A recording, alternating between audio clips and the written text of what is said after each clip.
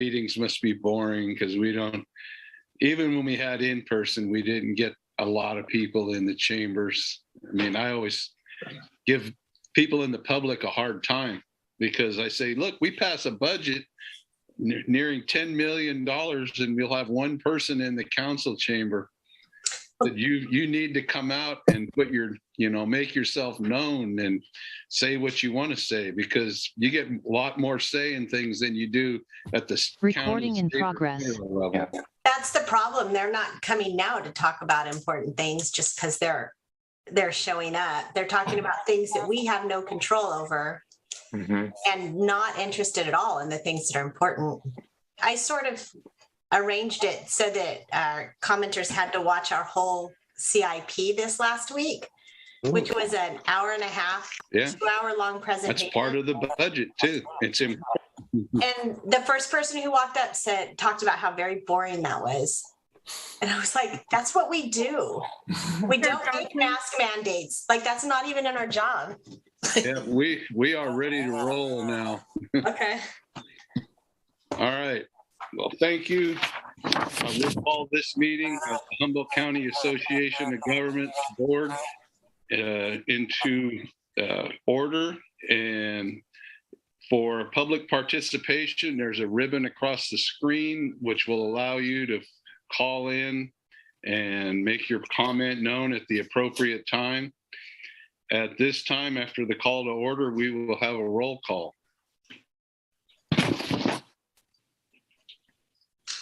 I'll be doing that today.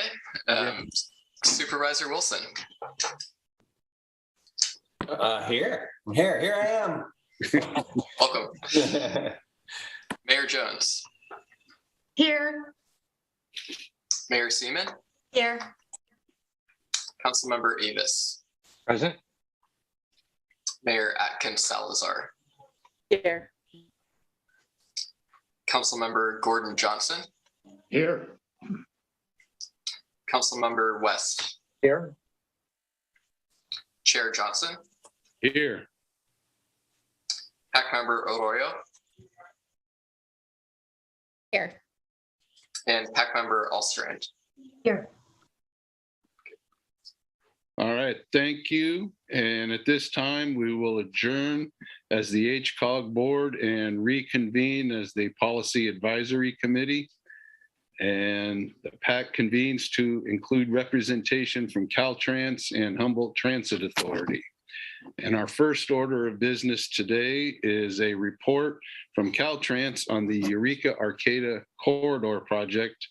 And I believe our Jeff Pimentel will be bringing that for us. Good afternoon. Can you guys hear me okay? Yes. Yes. Great. Thanks for having me. So I think it's been 1 or 2 meetings since I've come and given an update on where we stand with the repackage and re-advertise for the Indianola undercrossing project. So we're making good headway. Our current target delivery date has pushed about a month. So we are looking about the very beginning, first week of May right now is where we're kind of standing for delivery. We had a very aggressive schedule. And so I never like to see things push, but I was kind of expecting that to happen just with how aggressive our schedule was. So really the intent behind what we're trying to do is ensure that we get a full season of construction in 2023 so that we can complete the project by 25, being that it's a 3-season construction job. Beth has been part of our we meet weekly. We have Kleinfelder as a consultant helping us with the design of the column support and embankment. So we are approaching our 100% design milestone at this point, and starting to get into the modeling and analysis of these columns that will be placed under the embankment as you approach the bridge from either side, the north or the south. I have had some conversations with Beth. We should, in the next 2 to 3 weeks, have a cost estimate update based on current unit costs. we did get a draft of the structures estimate just for the structures portion of the project. That cost came in about just over $2.5 million higher than it was previously. We do need to dig into that a little more to be sure that we're being aggressive with our estimating and not being overly conservative. I know that just the nature of things now in the economy, we're all seeing a lot of things costing a lot more than they did a year ago versus 2 years ago. So I'm not surprised to see that. But what I want to be sure is that our estimating is not just banking on that fact and that we're really looking at our estimates from an objective point of view, because we have been getting some bids on projects that have actually just been coming at the engineer's estimate or even some below. So I want to look at that closer. And that is only the structures portion. So right now, our quantities are being reviewed by our, in the North region, which is our area of that District 1 is part of, and the way that Caltrans is structured, we have what's called the North Region Estimator, and their sole job is to look at engineers' estimates and verify that our unit costs are appropriately where they should be based on other bids in kind of Northern California and other projects that Caltrans is advertising and receiving bids on. So that is currently with that group reviewing quantities, and they are updating and making any adjustments they feel are needed to cost. And then the modeling and analysis for the CSE, the column supported and embankment portion, which is really what drove this repackaging and re-advertising. Modeling analysis, I believe, is going to take about 3 weeks to get some draft numbers, and I'll probably just plan on hopefully coming back to you guys next month to give you guys an update, and I may have some updates then in terms of cost. Any questions on any of that information? So Jeff, this is Gordon Johnson. When do you expect the bid opening date? So bid opening, we're looking at here. In a second.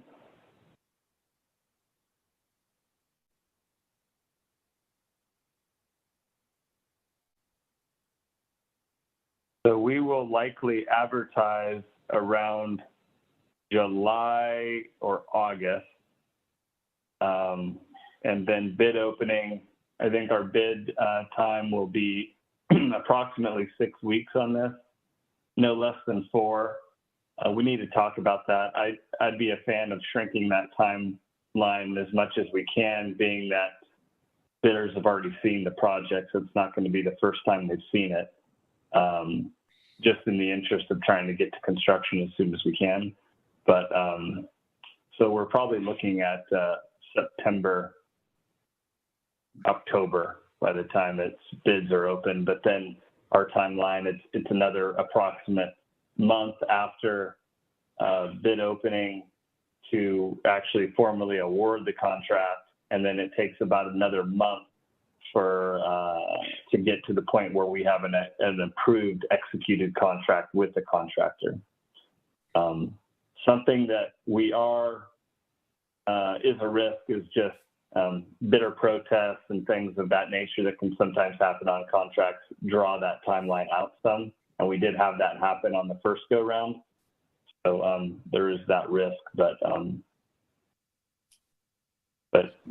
if that weren't to happen, those are kind of the factors to be looking at.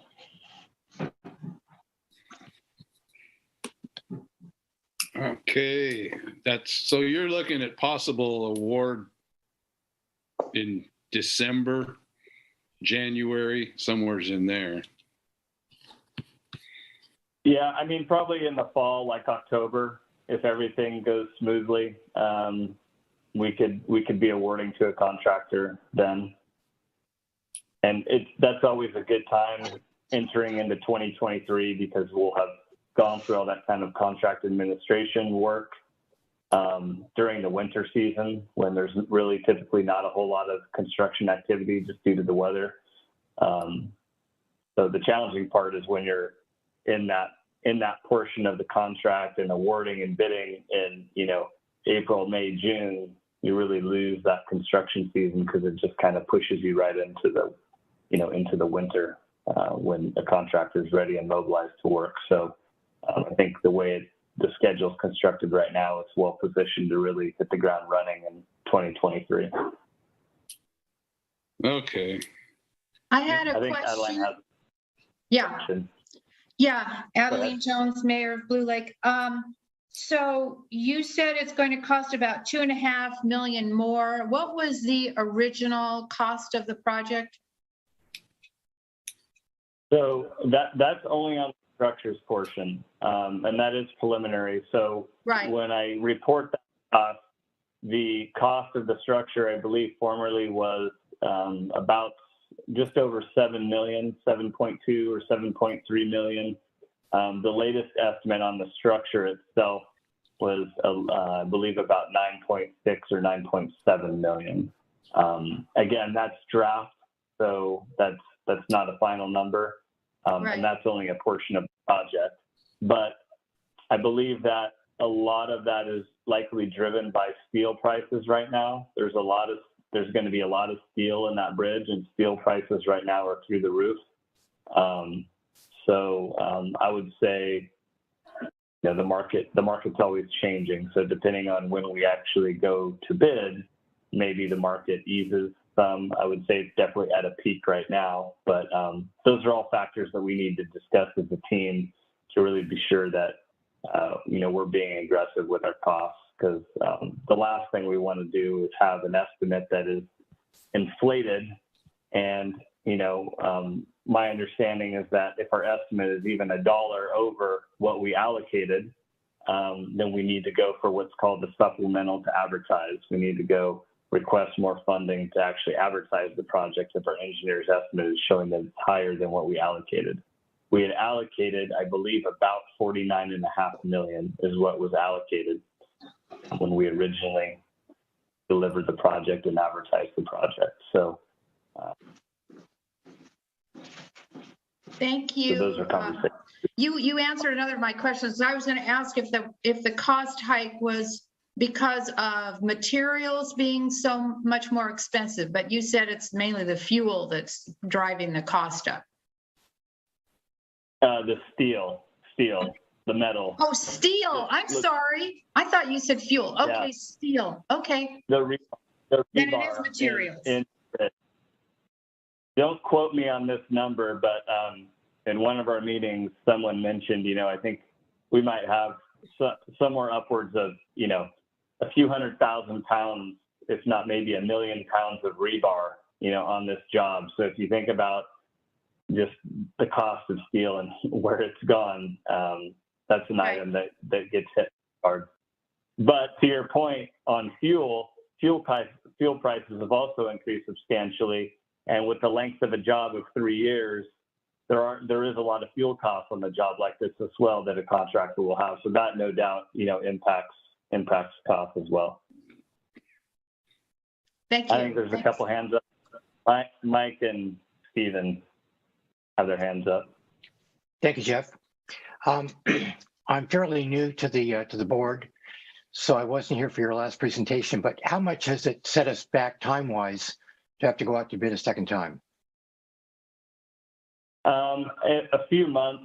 I believe we were supposed to have, we were planning to be in construction at some point this year in the summer.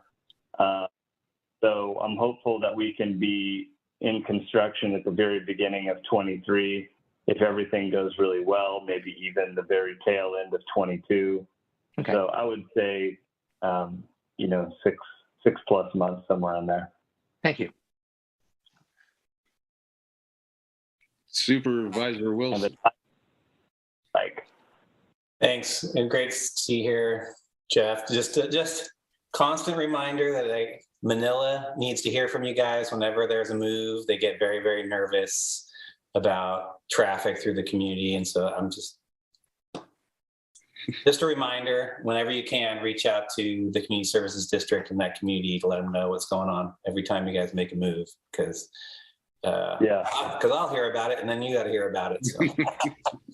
Yeah, and I remember that last exercise we went to, and I believe I had emailed you to tell you, but I had gone to their board meeting and gave them all the information about that. And actually during that meeting, I also discussed this project because that was another concern they had was there going to be any, closures, as related to the Indianola project that would route traffic over 5, and we are not going to have any full closures of one. We have to maintain at least one traffic at all times. So, but that's a great reminder. Thanks for that. And it's always good to go back as things get closer. So I'll make a note to be sure maybe to interface with them as we get closer to getting to construction. I appreciate it. Thanks. Thanks. All right. Any other questions or comments for Jeff? Seeing none. I will move on to our next item, which is public participation, public comment on non-agenda items. And this is reserved for non-agenda items, and public comment limited to 3 minutes. And I believe we have somebody. You can ask your question or make your comment. My name is Latanya Jacob. Are you ready for my comments from the public? Yes, please. My comment is it's about employment for people who are going to be catching the bus, and how does that work as far as the bus company coming to a cost of what's included in the $50 universal bus pass throughout all of Humboldt County, including Willow. How does that affect the employers? And yeah. Mm-hmm. If you're not going to answer, you just repeat. Okay, that's one comment. And the next comment is, what about the hours of operation for the bus? Throughout the Humboldt County. Is there a way that we can make sure that the residents, if they have an issue with catching the bus, that they'll be able to get a customer service representative on the phone during non-traditional hours when the buses are running, like after 5? That's an issue.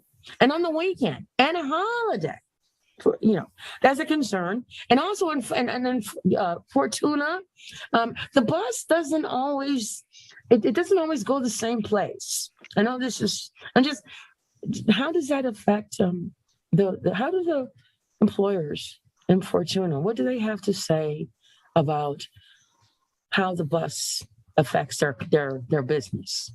I mean, is it bringing in people that they want to bring in, or no? Are they not getting enough business? And what if their business is being hurt by the bus coming there? I mean, because they would have to choose whether or not a bus stop will be on their property or near their property. So, does having the bus interfere with their cleanliness of their property, whether it be their house, their homes, or their business? So, what do the people have to say about? I'm sorry, the employers have to say about people who come here and looking for work that's not born in Humboldt County. Do you have statistics of those that apply for jobs within Humboldt County, and why, where they fell short as to why you didn't hire them? Those are my questions. And housing goes as well. As far as housing, how many of those people that come here, let's say from East Coast, like New York State, that don't pay their rent on time, don't pay their rent, that are conserved? How many of those people are conserved versus how many of those people are not conserved? And how long do they stay in the area? And Speaker, we're at time. We're at 3 minutes. Hi, guys. Thanks. Good talking to you. And thank you for your comments.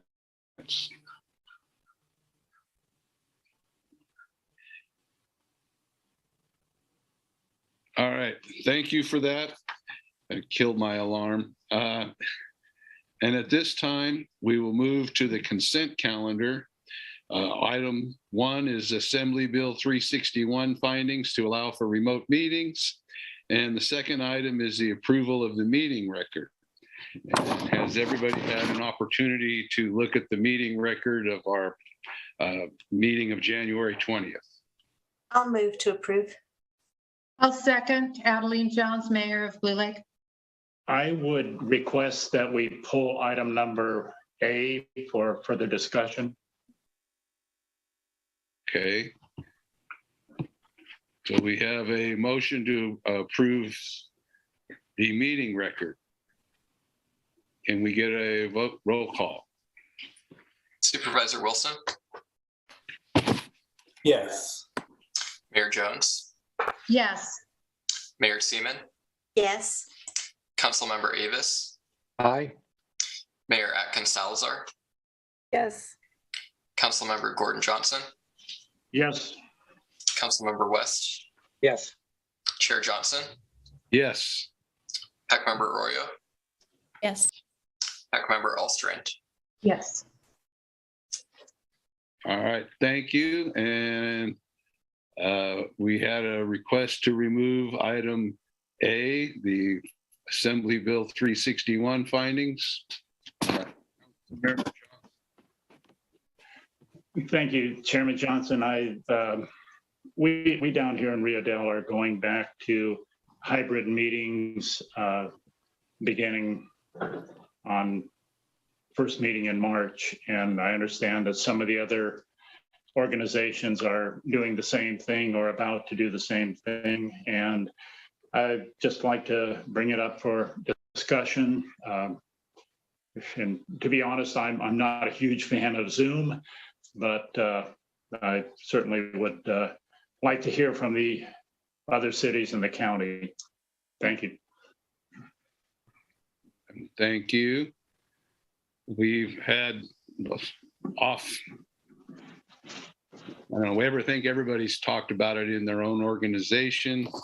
I'm sure that it's something that our executive director may have a comment on. Yeah, actually, I was planning to put it on next month's agenda and actually agendize it and discuss it a little bit in the executive director report tonight. So we can do it early. I do want to make one comment that regardless what we choose to do moving forward, we do need to make this finding for tonight's meeting. So this is actually saying that we're going to meet today and that we still have that. So we still want to make this motion. But moving forward, my understanding is that in the past that we always met in the city of Eureka's chambers for board meetings. I've actually never been to an in-person board meeting at HCOG since I've started working here. But I do think that Susan, you can probably speak to this better than, or Mayor Seaman, you can speak to it better than I can in terms of the facilities and, the ability to have hybrid meetings there and how it's going. But that would be our venue. And, we are prepared to do that at any time the board gives us direction to do so. So we are set up for hybrid meetings for people to view or for council if we can't all be there at the same time. I don't know if you, Councilmember Arroyo, have actually served off on Zoom before, but I know the ones who do appreciate the ability to come in, but don't like it nearly as much as being in person when it's hybrid. It's just difficult when it's hybrid and everybody's there except for like one person's off on their own. But I don't know. What do you think?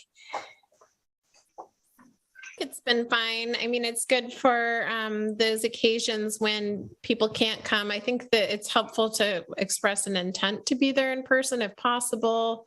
But that's more of a wish than a necessity if we have hybrid meetings. But it certainly seems like there are some logistical aspects of using the hybrid system and making sure that the recording works well and So I think it might be helpful to liaise with our staff a little bit just to make sure that there's clarity about how to do that. Because I don't always really understand how our city clerk brings up certain things on the screen, or like what triggers the screen to be shown versus like the video feed to be shown. So there's a few things there to figure out.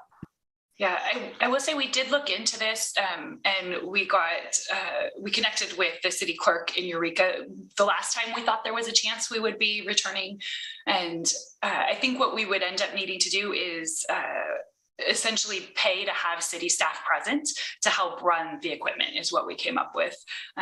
So that would be a little bit of a cost. We can accommodate that, and but we would need someone there from the city. Okay. Any other discussion for this item? As it's been stated, this, regardless of what we do going forward, this needs to be done for today, for this meeting. And I would say, I don't think we need a vote on having, it doesn't need to be that formal, but I would take consensus so we know how to agendize the next meeting, because that's when we'll really announce whether we're in person or not. So, if there is a consensus, then we'll just plan for that as we make next month's agenda. Okay. Don't we still need a vote on the Yes. right now, though? Okay. Yes. Yes. Is that on the consent calendar? It was. Well, Yeah, so if it's, so I move to approve the consent calendar. Well, the consent calendar itself was approved. This item was pulled for discussion. Separate, okay. Well, then I'll make a motion for this. I'll second. Thank you. Okay, we have a motion and a second. We can get a roll call. Supervisor Wilson, Yeah. Mayor Jones, Yes. Mayor Seaman, Yes. Councilmember Avis, Yes, Mayor Atkins Salazar, Yes. Councilmember Gordon Johnson, Yes. Councilmember West, Yes. Chair Johnson, Yes. Pack Member Arroyo, Yes. Pack Member Alstrand. Yes. All right. Thank you. And now we will move to PAC action items. And the first is a presentation and discussion with former HCOG board member Susan Ornelas regarding road charge program technical advisory committee seat opening. If I can just give a quick introduction. This seat is one that CalSTA has asked us to give a nomination for, that Susan has resigned from. And the next meeting, I don't think we'll have in time to, there wouldn't be time to appoint our recommendation before the next meeting, which is on February 25th at 12:30. But just a heads up to anyone who may be willing to volunteer for this, that is the next meeting, and you could, it's open to at least watch the meeting, even if the appointment is not official. So with that, I'd let Susan explain more about the committee. Okay, I started my video. I don't know if I'm on there or not, but okay. So it's a California Road Charge Committee. I've been on it, I believe it was since 2017, maybe the end of 2016. The point of it is to look at the technical and social kind of issues behind the changeover from gasoline tax funding transportation to some kind of a mileage use fee because that would include electric vehicles. And you probably are all aware at this point, we charge electric vehicles a certain amount per year or something like that to help chip in. But this is looking forward. So it's not proposing any changes right now, but it's had a couple of pilot programs and excuse me. And so they're actually getting to the point where they really are focusing down on work groups. This is a TAC kind of committee. So it's just advisory. So anyway, I had been the representative of the rural point of view. That's when Marcella was in. They were looking for someone like that. I think someone in Crescent City had it. They lost their position on the city council, and so then I went in. And I've just been kind of practical, I'd say, and people have told me that they've appreciated that point of view. But they are actually looking for some real applied technical stuff, security, privacy. They're looking for people with some concepts or thoughts about marketing, how to really reach out to the California public and let them understand this concept of gas taxes now support transportation, and we are moving, say in 10 years, whatever, away from that, and we're looking to put something in that keeps transportation funding equivalent to what it is. And people worry that it's going to be added on to, and there's discussions about that. There was a few other committees. I was looking them up this morning. I couldn't quite find what, but there's definitely applied technical, which is things like how will we count the road miles? And while people all walk around with their phone and they're being tracked, people hate the idea of the government tracking them. So there's been a lot of different, part of the pilot programs has been trial of different methods, putting a mileage counter in a car. Some people don't mind at all. Some people want to take a photo of their mileage and send it in once a year, sort of like they do in certain insurances require that. So anyway, it's all still up for discussion. It's an interesting group of people. I think it's been fun to serve on this committee. You're really working with the California Transportation Commission and Caltrans, and a bunch of different researchers around California. The trucking industry is represented. It's really interesting. And so I'm just ready to retire. And this is the one thing I kept doing. And so I've done it for a couple of years beyond my retiring from city work and from Blue Lake and stuff. And so now I'm just ready to pass this on.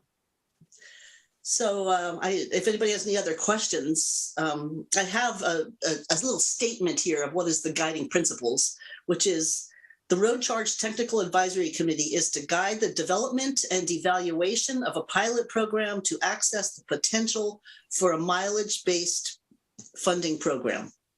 So testing out the revenue systems, testing out public comments, issues, things like that.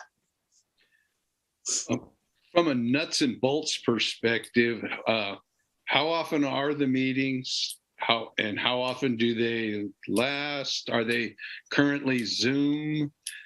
They are, okay, so I'll answer that. The meetings, I believe it's 3 or 4 a year. They have been Zoom since COVID. Previous to that, we met around in different parts of California, Sacramento, San Diego, Riverside, so we would get together and we talked about maybe that April meeting that's coming up, actually getting together face to face again. They're very interesting meetings. They're educational. I would like to point out that at this point in time, the meetings and the workings between people have gotten fairly congenial. I don't think they're looking for someone to come in and challenge the whole concept, because the concept's been discussed and it's, the state legislatures passed this and they just extended this tech advisory committee to 2027. But this is also happening nationwide. People are looking at road charge, mileage, fee, charge. Oregon and Washington has some pilot programs. There's the whole, issue of working it out between states. How do you make sure it's all, So it's a little bit beyond my technical abilities. That's, I don't really have experience in this. I kind of brought a little bit more towards some of the sort of the public comments, the marketing, and helping people just understand that not everybody in rural counties is driving a truck that gets 10 miles a gallon. So that was part of it. But anyway, I'm hoping we have some representation up here just to keep in touch with this. So that's why I thought I'd bring it forward to you guys.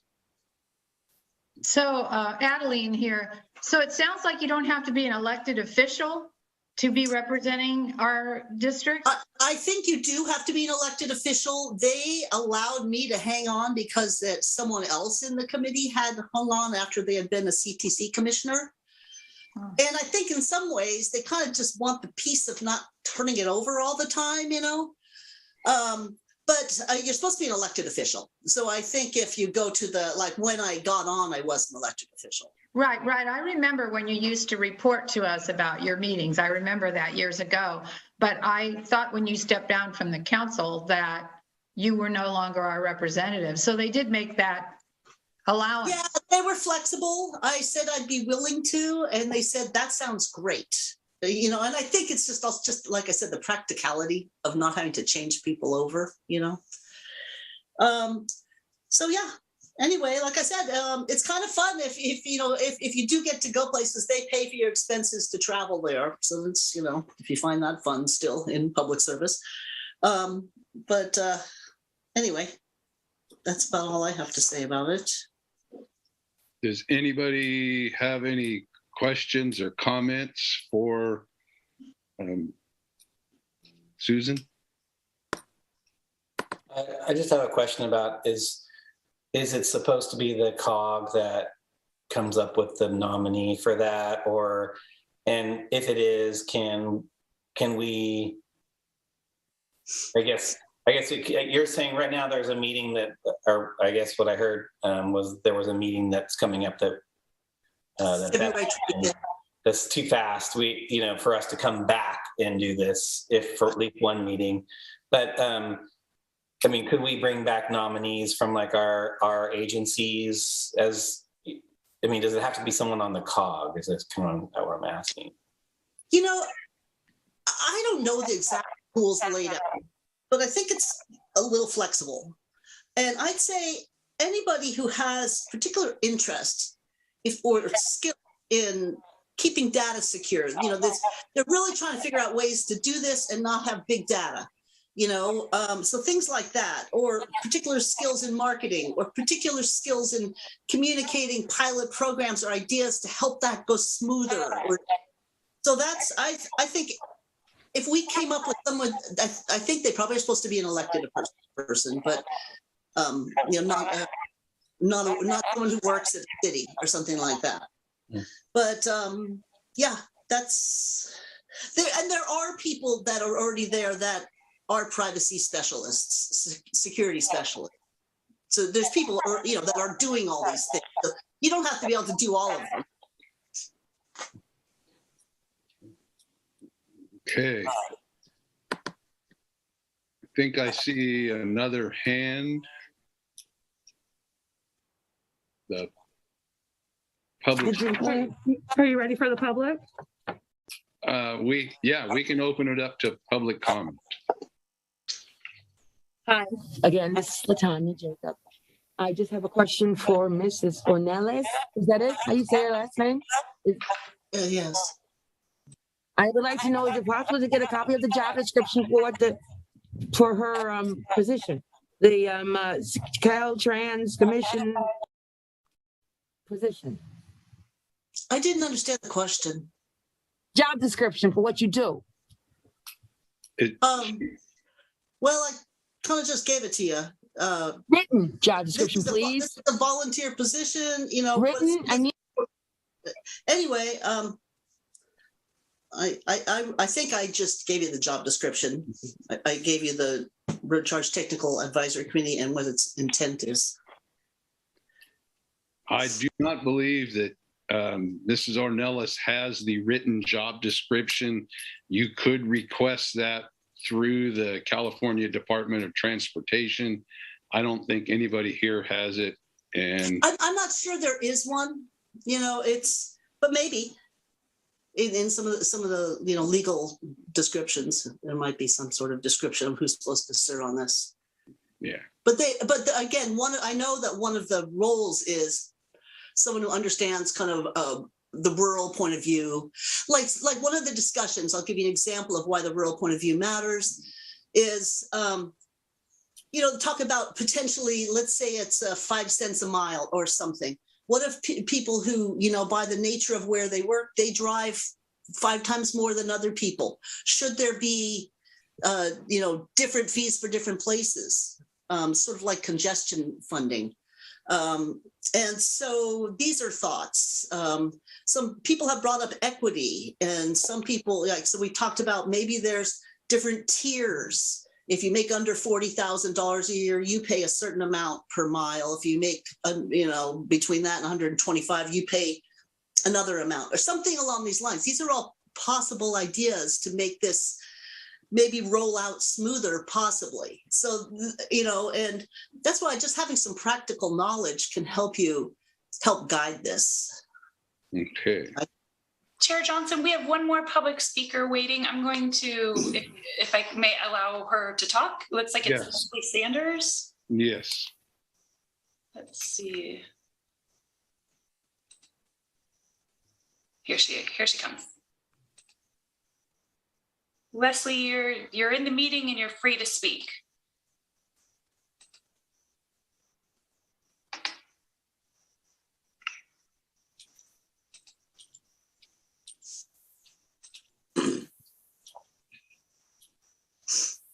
I apologize, Beth.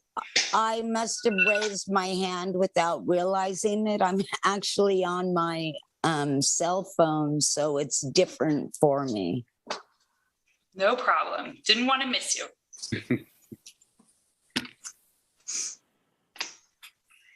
All right. Well, any other members of the board have one of the questions from Supervisor Wilson was regarding waiting. When is the next meeting? In April 25th? Is that what I heard? Yes. So actually the next meeting, as Beth said, was February 25th. It's actually at 9:30 in the morning, and that's coming up soon. It's too soon. The following one is April 22nd, and that's 9 in the morning also. And whether that's live or Zoom, I'm not sure. It's been Zoom for the last 2 years, but like I said, the last meeting we had last October, we discussed the potential of live meetings again. Because I was just looking to see how it would fit in to get someone so we don't lose 2 meetings in a row. Right. Well, you could always, the woman Hannah, who I think she works with the CTC or Caltrans, can't remember exactly. She does a good job. She's like the secretary to it, or so, so she keeps everyone fairly well informed. You could get the minutes, probably. Okay. Just encouraged it. And maybe we could reach out to Del Norte also, just to kind of keep this North Coast region. Because, many of you who have been in the politics, you go down to Sacramento, they kind of think California ends and then there's some trees and then it's Oregon, And so it's just nice to kind of keep them aware of our region and our thoughts and what people are interested in, And it's going to become very important also because once the mandate hits, the vehicles start increasing. They're looking closely at some of them. I mean, they're anywhere from 300 to 2,100 pounds heavier than a comparable internal combustion engine vehicle with the batteries and 4 motors and all the accoutrements in there. So they have a tendency to possibly wear on the roadways more than existing vehicles. The privacy issue I know is hanging out there. I mean, there's a lot of things that there's a lot to it, and if it rolls out well, it could be beautiful. If it rolls out poorly, it could be horrible. How the public responds to this. So I think it is an important position to think this through well. Mm-hmm. And the group, like I said, is working well together. So anyway. Do we have any more thoughts from the board?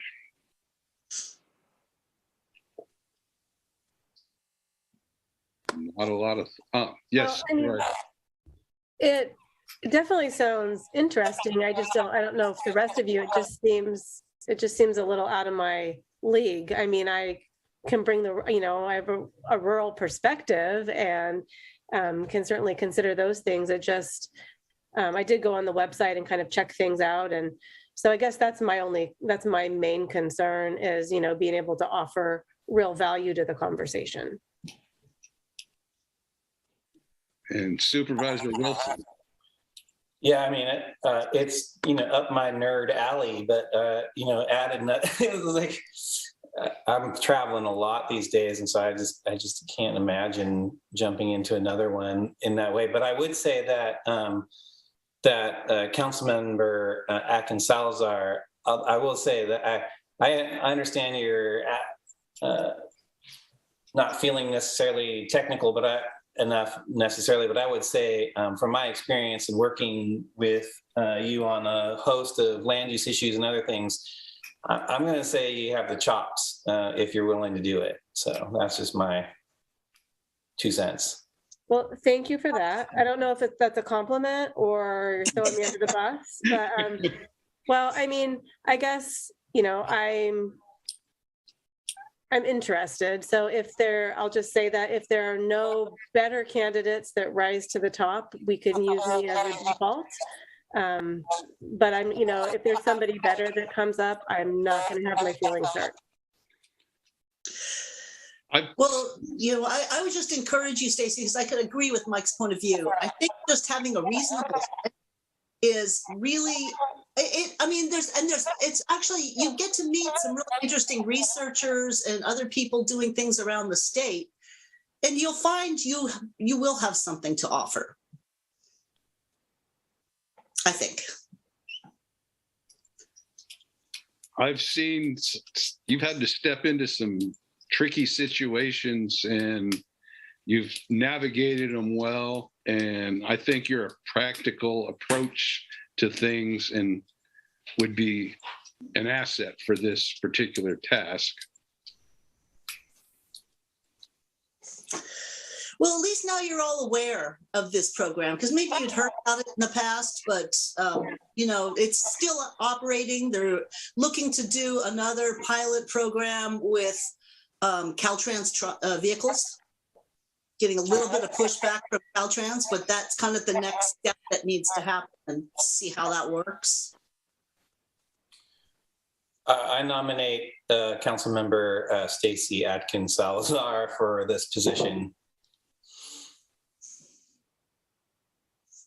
I'll second the motion.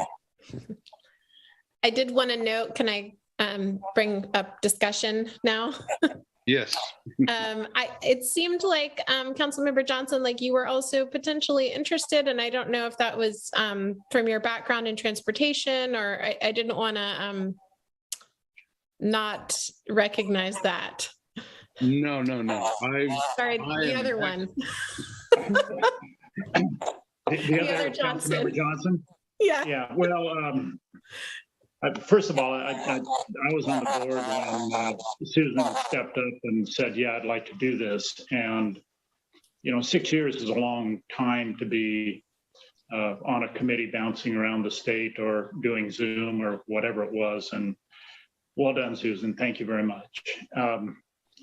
My second point is that my term as a council member is going to end in December, and there is zero probability of me running again. So I'm going to step down and I'm going to go into retirement just like Susan did. Go to the green pasture. Thank you, though. Okay, and sorry, I realized we have two Councilmember Johnsons who both have a history of working in transportation. So, but yeah, I just wanted to make sure you weren't shut out of the opportunity. But I stand with my second there. Good. Well, we have a motion and a second for Mayor Atkins Salazar. Can we get a vote? Hold on, I'd like to speak to my motion just for 1 second. I want to just say that it is a compliment when I say you have the chops to do this, because what I really mean is you have the intellectual curiosity and the capacity to, from what I've seen, really handle some very technical issues. And even if it's new, that's actually, I have to tell you, it's almost better, because it's not going to be, you're not going to be biased by a bunch of other stuff. So I just think that you're ready. I mean, I know this is going to be great. I'm really appreciative that we have someone that will do this at this level. I really appreciate it. Well, and just to be clear, I knew it was a compliment. I was just giving you a hard time. but thanks for clarifying that. Okay. And I'm glad that you accept the nomination. We'll get to the vote. And I really do think your practical approach and your way of working with people will be an asset and represent our region well. So thank you for stepping up. And can we get a vote for this position? Supervisor Wilson, Yes. Mayor Jones, Yes. Mayor Seaman, Enthusiastic, yes. Councilmember Avis, Aye. Mayor Atkins Salazar, Yes. Councilmember Gordon Johnson, Yes. Councilmember West, Yes. Chair Johnson, Yes. Pack Member Arroyo, Yes. Pack Member Allstrand. Yes. Right. Well, thank you very much. And thank you, Mayor Atkins Salazar, for filling this position. And thank you all for the discussion and hashing it out. And it will be a good thing in the long run. Moving on. Susan, I'll be in touch with Susan to get onboarded. So thank you. Okay, yeah, I'm glad you're picking it up. It'll be good move forward. And for the record, if I can just note, unrelated, Pack Member Allstrand had to leave, so that was her last vote of the evening. Okay, thank you for that. We'll move on to item 7B, the fiscal year 2022-23 TDA LTF fund allocations. Thank you. Yeah, I'll be giving the staff report this evening. So this item is the annual local transportation fund apportionment. This funding is one of the main sources of funding for our transit operators in our region, and it's also one of the primary sources of funding for the HCOG budget. HCOG has adopted the Transportation Development Act rules, and with those HCOG rules, it specifies the priorities for the uses of this money and within the local transportation fund. So each jurisdiction is going to receive their apportionment. They'll be notified, and then they submit claims to HCOG, and we make sure that those claims are in keeping with the priorities listed in the adopted rules. So after, there's kind of these off the top uses, which is payment to the auditor, which is required by the legislation. There's also HCOG admin and planning, and then the 2% bike and ped set aside that goes specifically for bike and ped projects, which we're currently doing the call for projects for those.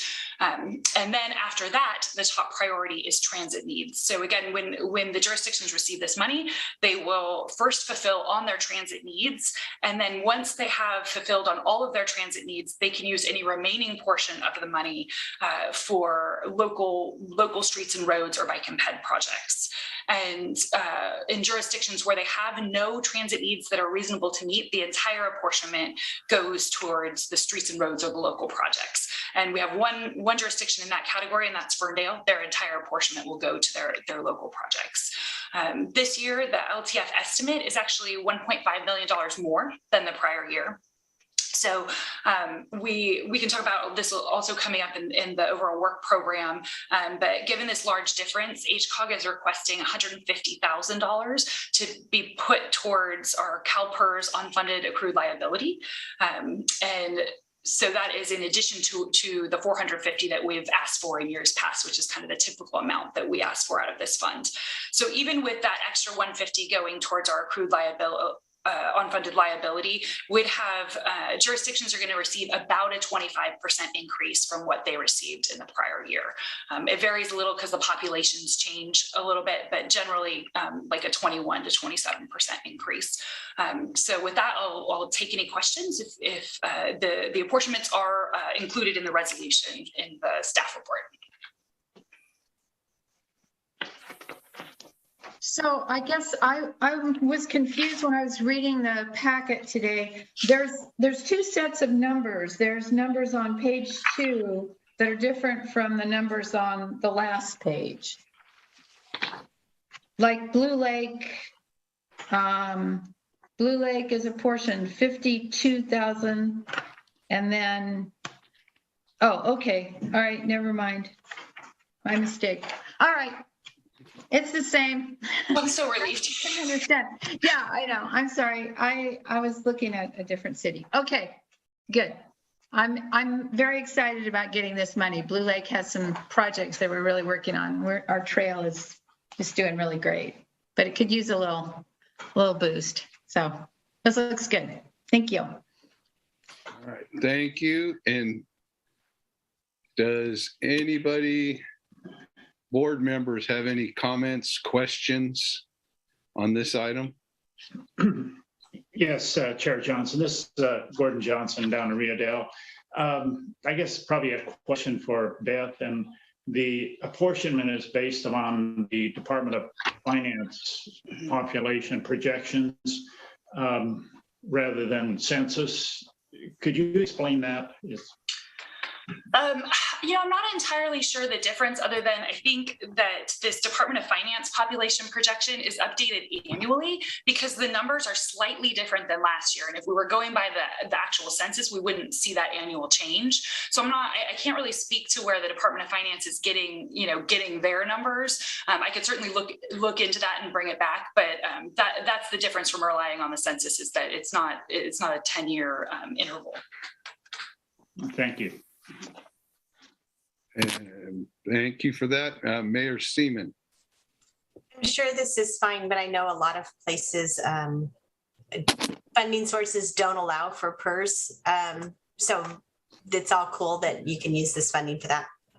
Yeah, it's one of our more flexible funding sources in terms of coming to HCOG for our administrative duties, which can include our liability. So that's why when we saw sort of this windfall here, I mean, I shouldn't call it windfall. There's always a lot we can do with the money, but having a source that could be put towards it, where we're still going to see an increase for the jurisdictions, it seemed like a good place to be able to pull that money from. Okay. Any other board members or PAC members, I should say, have a question or comment on this item? I know that this accrued liability is something that all jurisdictions are struggling with, and we can certainly empathize here. We'll open this up for public comment. And it looks like we have one person on board for a public comment on this item. And you can speak on this item now, Latanya. Hi, my name is Latanya Jacob again. I just have a question in reference to 7B.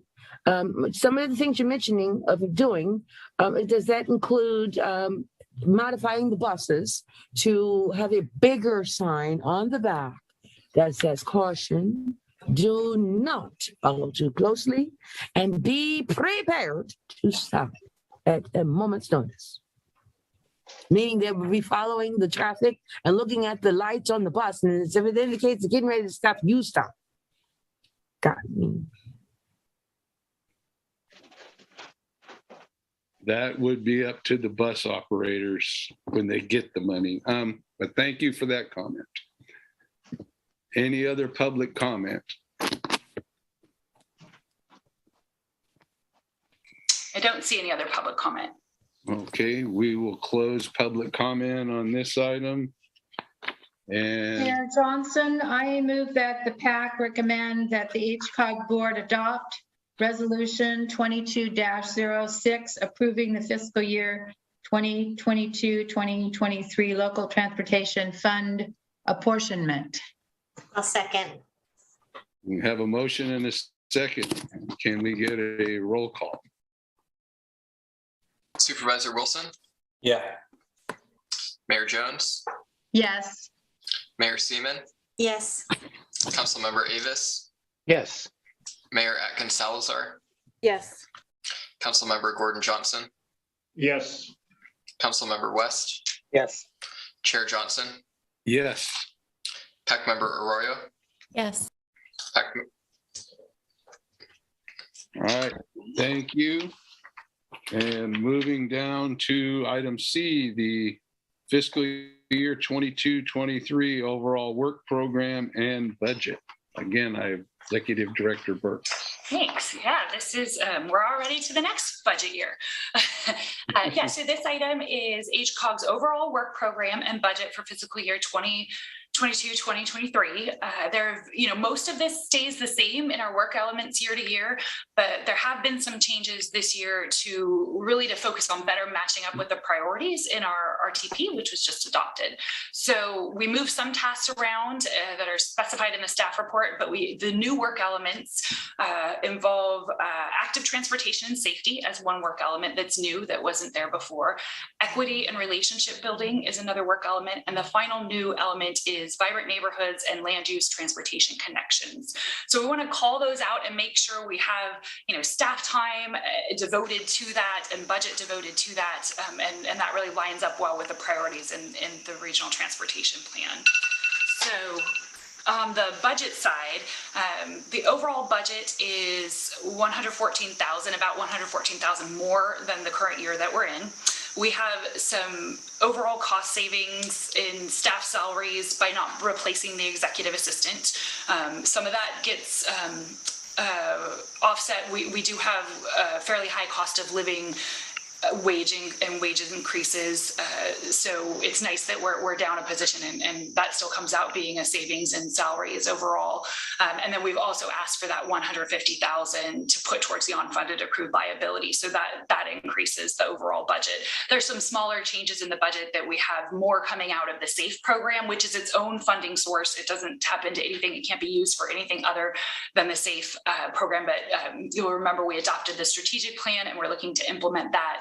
So we actually have some construction planned for that program. So we have more budget there than we did in this year's budget.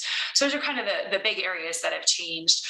Once your board looks at this and approves this draft, the next step is to send this to Caltrans. Then they will give us comments back. We will work on those comments and incorporate those changes. And then this OWP will come back to your board one more time for adoption. So right now it's just approval of the draft. So I'll leave it there and take any questions. Does anybody have a question or comment for Executive Director Burke? Yes, Mayor Jones. Yeah, hi. A lot of work here. Thank you for that. On page 9, there's the consultation with tribal governments. And I know when I was on HCOG years ago, this was something that came forward. And I see that there is an opening on the TAC for a tribal government representative. Do we currently have a representative from our tribal governments on our TAC? Yeah, we have several tribal representatives on our TAC. We are missing, notably we're missing Wiyot, and I've offered that since I've been here. I have reached out and made them aware. I know that offer's been made several times in the past as well, and so far they have not expressed interest in joining, but that is an open invitation. And the other that we are missing is Big Lagoon Rancheria, I believe. But other than that, we have Blue Lake Rancheria, Hoopa, Karuk, Eureka, Sherry Heights, Bear River Band, Rotorville Rancheria. I hope I'm not forgetting anyone, but yeah, we have good representation, and I will say active. It's been, especially I think having the Zoom option for the TAC has really increased the participation. If you think about folks coming from Hoopa or as far out, for our Karuk representative coming all the way from Orleans, that's a heck of a drive for me for a TAC meeting. So it actually has increased our participation having the meetings be virtual. But yeah, we do have good participation. Okay, good. Thank you. Any other comments, questions? And we will open up for public comment. Mayor Seaman first. It's not a very, I just really wanted to say I really like the 3 work elements that you added. I thought they're very timely and representative of the things that we've been facing the last year. And so good job on that.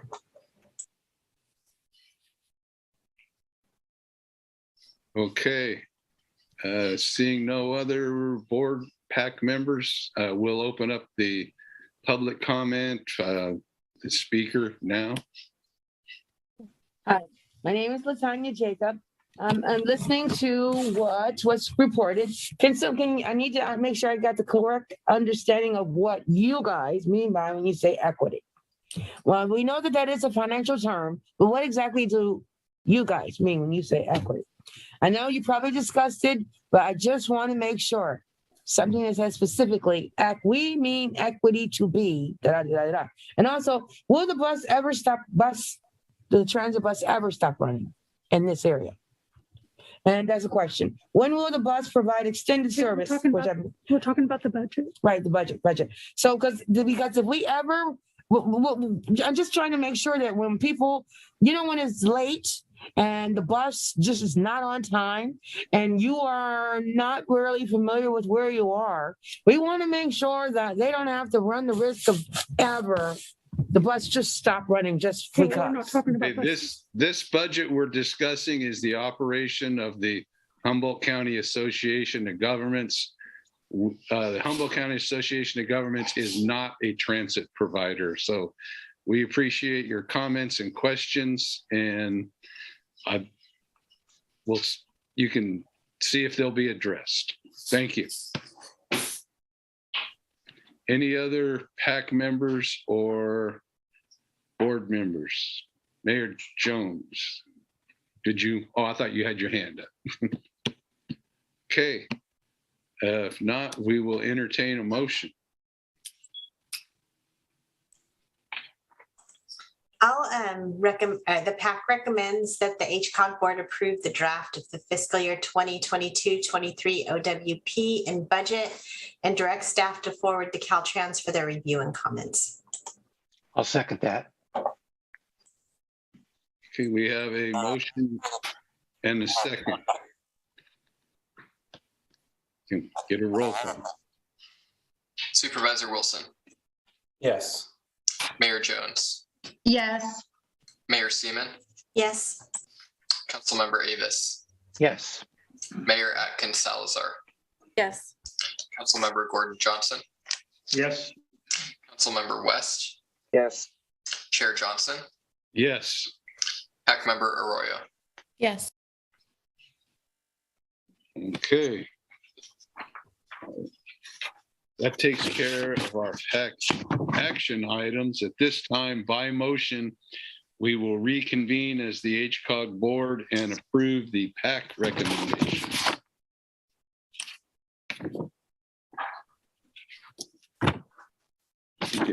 Motion to reconvene as the HCOG board and approve the PAC recommendations. So moved by Gordon Johnson. Second. Roll call, please. Supervisor Wilson. Yes. Mayor Jones. Yes. Mayor Seaman. Yes. Councilmember Avis. Yes. Mayor Atkins Salazar. Yes. Councilmember Gordon Johnson. Yes. Councilmember West. Yes. Chair Johnson. Yes. Thank you. At this time, we will get HCOG staff and PAC member reports. First one being Executive Director Burke's report. Thank you. Not actually too much to report this evening. We are still tracking the Infrastructure Investment and Jobs Act, also known as the Bipartisan Infrastructure Law. We participated in a roundtable that Congressman Huffman sponsored, I guess it was a couple weeks ago. Chair Johnson was there, and myself, Greg Pratt from HTA was there, and Tom Matson, and we got to have our opportunity along with others in the North region to highlight specific projects that were important to us And so we continue to track kind of how that's going to trickle down. I sit on a working group at the state level to kind of, just make sure we understand how Caltrans they're going to ultimately be responsible for administering most of the money and just how it will flow. And I think there's still a lot of questions about that. So I'll keep everyone posted and we'll keep in touch with the TAC on this. But we're kind of still in just tracking mode and trying to figure out how these programs are actually going to roll out. And then the other thing where I'll just mention that will be new, hopefully on the agenda for next month. And it sounds like I'll take direction that we'll aim for a hybrid meeting in council chambers next month at the city of Eureka, is that we will have our land acknowledgement. We'd like to run that land acknowledgement by our partners at the North Coast Tribal Transportation Commission to, make sure we're doing it right. So that will hopefully be on the agenda for, that we can start with our land acknowledgement next month. And I will also just say that as I mentioned, PAC member Alstrand had to leave early, so we don't have a Caltrans report this evening. Next month they will come prepared. I think we're ready for an update on last chance grade, and you should have received as a follow-up to your packet. I think it went out Monday, but their shop book. That's that long list of projects, all the projects they're working on in Humboldt County. And so again, if you see anything in that book that you would like to hear more about, please reach out to me so we can get the correct people from Caltrans here to talk about those projects that are important to hear about. And then the last kind of Caltrans related update I will give is the Caltrans director, Cogs has been nominated by Governor Newsom to become the CalSTA secretary. So it is pending, confirmation, but we do expect to see some changes.